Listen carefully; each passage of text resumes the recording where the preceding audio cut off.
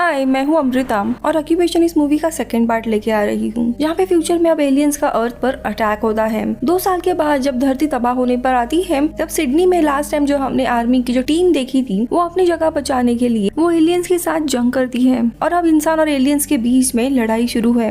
यहाँ पे 2 प्रकार के एलियंस हैं, एक गैरी नाम का एलियन और उसके साथी जो इंसानों के साथ ही एलियंस के खिलाफ लड़ रहे हैं। तो दूसरे कुछ एलियंस हैं जिन्हें इंसानों को मारना है। मूवी शुरू होती तब हम एमिलिया को देखते जब सोल्जर बन गई और उसके साथ साथ जो फर्स्ट पार्ट में हमने टीम देखी थी वो भी कई हद तक आर्मी का ही हिस्सा बन गए थे और एलियन से लड़ रहे थे। थोड़े समय के बाद हम कैप्टन वेसेक्स को देखते हैं जो अपने सोल्जर्स के साथ ग्रेज यानी एलियन से लड़ रहा होता है। हर जगह पे हम बर्बादी देख पा रहे हैं और सोल्जर एलियंस के अटैक में मारे जा रहे थे।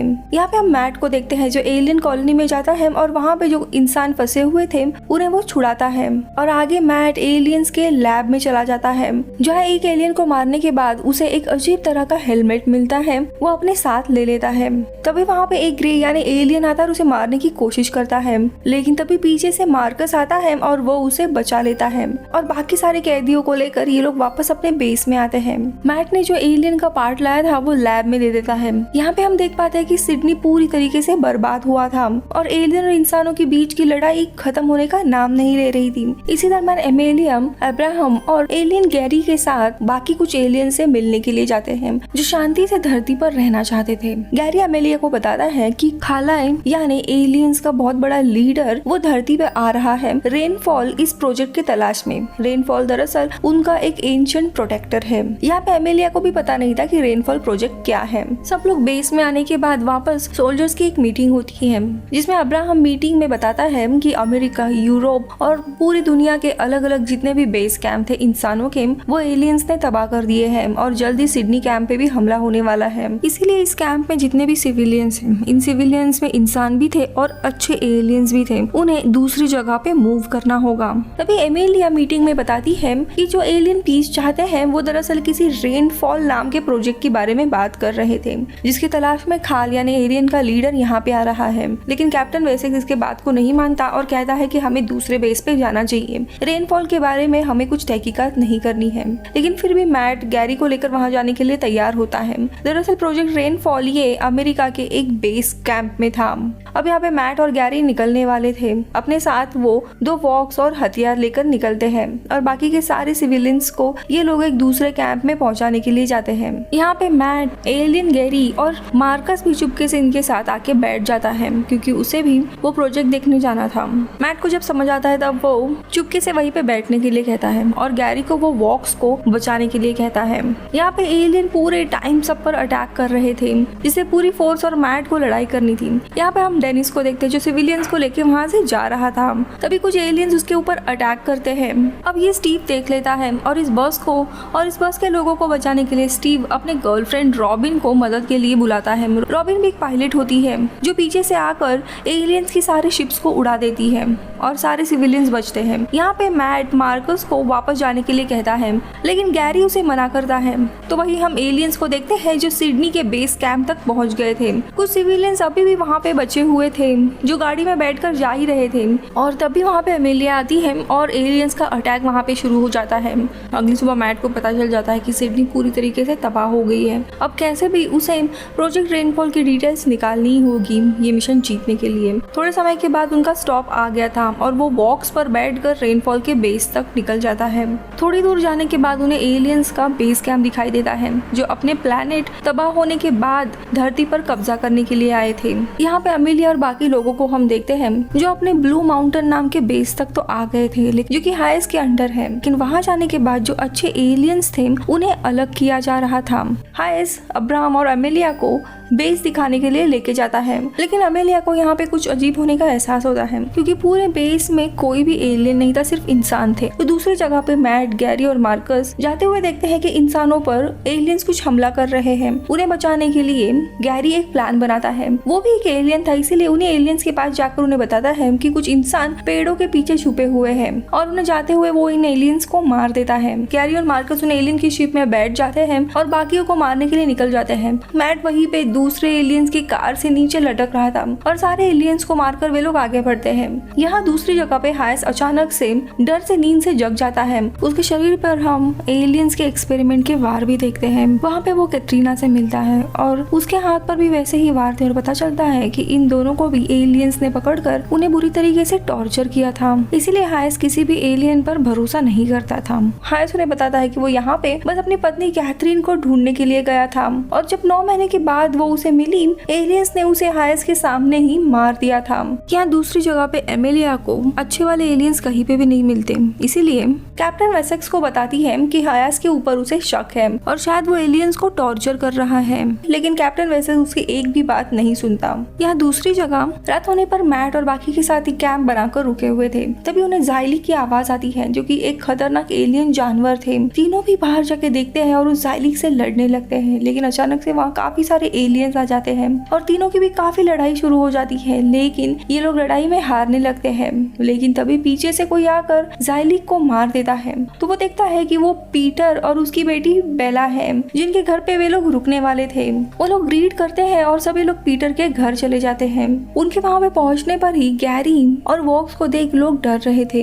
यहाँ पे अमेलिया ने रॉबिन नाम के एक शख्स से हयास और बाकी एलियंस के बारे में पूछा, लेकिन रॉबिन ने उसे कुछ भी ठीक से जवाब नहीं दिया और वो चली जाती है। लेकिन डेनिस तभी चुपके से रॉबिन का एक्सेस कार्ड निकाल लेता है। वो कार्ड बेसमेंट का था, रिस्ट्रिक्टेड एरिया का।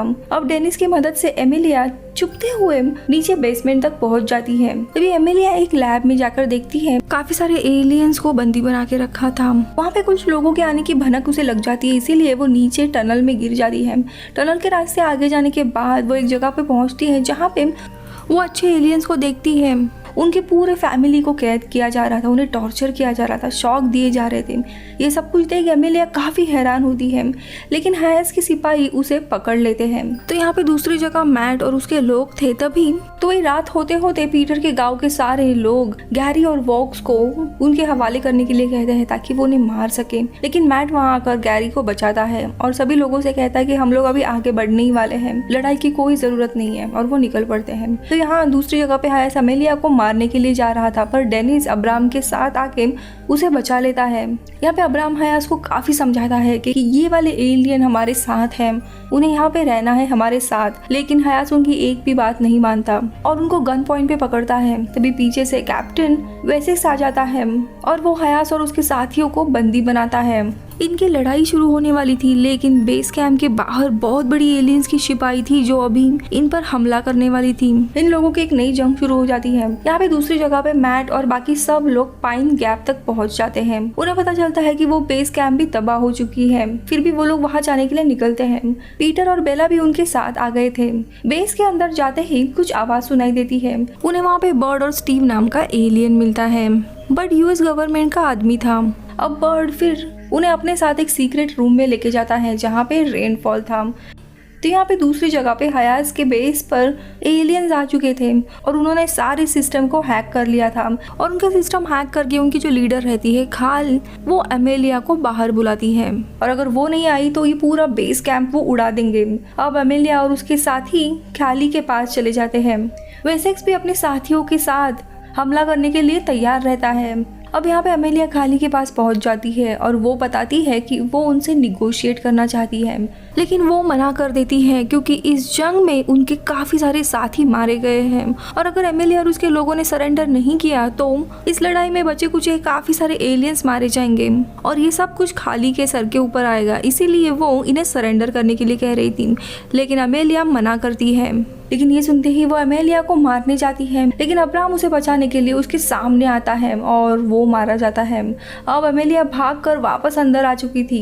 यहाँ पे इंसान और एलियंस की काफी ज्यादा लड़ाई शुरू हो जाती है और यहाँ पे डेनिस लोगों को भागने के लिए कार्स रेडी करता है। तो यहाँ पे दूसरी जगह हम देखते हैं मैट और बाकियों को उस सीक्रेट रूम में बहुत ही बड़ी पत्थर जैसी एक चीज दिखाई देती है जो कि एक एस्ट्रॉइड था जिसे प्रोजेक्ट रेनफॉल कहा जाता है। करोड़ों सालों पहले एलियंस ने इस एस्ट्रॉइड को धरती पर वार करने के लिए भेजा था और इसी वार के कारण डायनासोर्स डिस्ट्रॉय हुए थे। ये इसीलिए उन्होंने किया था क्योंकि उनका खुद का प्लेनेट तबाह हो रहा था और उन्हें अर्थ की जरूरत थी, लेकिन बिना इंसान या किसी जानवर के। एलियंस ने इसे धरती को मार्क करने के लिए यहाँ पे भेजा था। अब ये देखते हुए मैट हायासु वीडियो कॉल करता है और रेनफॉल के बारे में बताता है। तो हायासु से कहता है कि हमें कैसे भी रेनफॉल को तबाह करना होगा, से सारे एलियंस मारे जाएंगे, लेकिन जो अच्छे एलियंस थे जैसे कि गैरी वो भी मारे जाएंगे। और ये सुनकर गैरी को काफी गुस्सा आता है और वो कंप्यूटर को तोड़ने लगता है। मैट उसे रोकने जाता है और दोनों की भी लड़ाई शुरू होती है, जिससे गैरी रेनफॉल से टकरा जाता है और रेनफॉल एक्टिवेट हो जाता है। तो स्टीव यहाँ पे बताता है दरअसल गैरी भी एक ख्याली है, यानी उसका डीएनए भी एक पावरफुल डीएनए है और उसी के डीएनए से रेनफॉल शुरू हो सकता है। तो यहाँ पे दूसरी जगह जो मेन खाली रहती है उसके हेड को रेनफॉल का सिग्नल मिल जाता है और वो उसके पीछे आने के लिए निकलते हैं। यहाँ पे मैट को भी लगने लगता है कि गैरी उन्हें धोखा दे रहा है और यहाँ आके वो रेनफॉल को एक्टिवेट करना चाहता था, और अगर रेनफॉल को एक्टिवेट कर दिया तो सारे इंसान मारे जाएंगे। इसीलिए मैट उसे मारने जाता है, मगर मार्कस उसे रोक लेता है और तभी खाली और उसके एलियंस वहां पर पहुंच जाते हैं और इनकी काफी घमासान लड़ाई शुरू हो जाती है। यहाँ पर हयास ने शिप के जरिए एलियंस के केमिकल हथियारों को उन्हीं के शिप में डाल दिया था, जिससे काफी सारे एलियंस मारे जाते हैं, जिसके कारण स्पेसशिप में ब्लास्ट होता है और काफी सारे एलियंस मारे जाते हैं। तो यहाँ पे डैनी सारे लोगों को सेफ जगह लेके जाने की कोशिश कर रहा था और कैप्टन वेसेक्स और उसके सोल्जर्स वापस इस लड़ाई में हारने लगे थे। यहाँ पे हयास के जो सोल्जर्स रहते हैं वो डेनिस और अमेलिया को मारने के लिए आते हैं, पर एमेलिया हयास के पीछे उसे रोकने के लिए चली जाती है। हयास के कैद में जितने भी एलियंस थे वो उन्हें मारने के लिए चला जाता है, मगर एमेलिया वहाँ पे पहुंच जाती है और उसे रोकते हुए हयास को फाइनली मार देती है। यहाँ पे मैट और सभी लड़ते हुए रेनफॉल तक पहुंच जाते हैं और उसका गेट बंद हो जाता है, लेकिन यहाँ पे बर्ड, स्टीव और पीटर एक सेफ रूम में छुप गए थे और तभी पूरा बेस हिलने लगता है। दरअसल यहाँ पे एलियंस पूरे रेनफॉल की जो साइड थी उसे उठा रहे थे, क्योंकि उन्हें रेनफॉल ये एस्ट्रॉइड चाहिए था। यहाँ पे एलियंस अपना पूरा बेस उखाड़ कर उनकी स्पेसशिप को खींच रहे थे और ये टूट जाने के कारण गैरी जो एलियन था वो नीचे गिरने वाला था, मगर मैट उसे मरने से बचा लेता है और सभी बेस की स्पेसशिप में चले जाते हैं। पीछे बर्ड, स्टीव और पीटर रह गए थे। एमिली और बाकी के सोल्जर्स ने बंदी ग्रे को निकाल लिया था और सभी लोग तीसरे बेस तक बढ़ने लगते हैं। ब्लू माउंटेन का बेस अभी तबाह हो चुका था, लेकिन सारे सिविलियंस और बाकी के अच्छे वाले एलियंस सुरक्षित थे। पीटर आके एमिलिया को बताता है कि मैट और मार्कस दोनों भी स्पेसशिप के अंदर चले गए हैं। तो यहाँ पे खाली आती है और उसका रेनफॉल और बाकी के जितने भी एलियंस रहते हैं वो धरती से लेकर वापस चली जाती है। उनकी शिप धरती के एनवायरनमेंट से बाहर जाती है और वहाँ पे देखते हैं तो एलियंस की उससे भी बहुत बड़ी शिप रहती है जो रेनफॉल को वापस पावर अप करने वाले थे, शायद इस धरती से इंसानों को तबाह करने के लिए। और मूवी इधर ही खत्म हो जाती है। शायद इसका वापस एक नेक्स्ट पार्ट आएगा जिसमें इस एलियन को तबाह किया जाता है और ये मूवी इधर ही खत्म होती है। मैं मिलूंगी आपसे अगले वीडियो में, तब तक के लिए बाय बाय।